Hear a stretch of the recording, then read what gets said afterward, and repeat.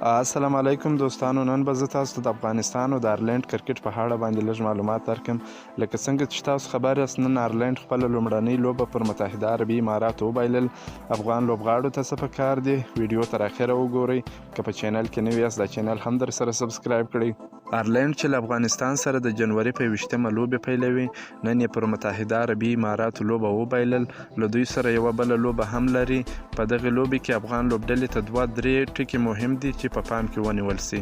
آیرلینډ چې 269 منډې وکړې، په یو ورځنیو لوبو کې نسبته چې ښه بالران ولري، ښه هدف کیدای سي.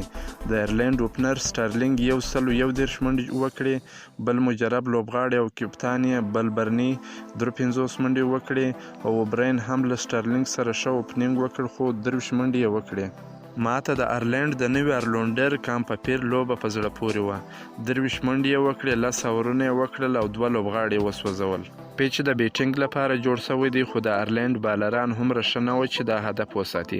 آیرلینډ دومره قوي ټیم نه دی چې په اوسنیو شرایطو کې له افغانستان سره په ډیرو برخو کې سیال هم نه دی، خو د افغانستان د ماتولو تاریخ لري.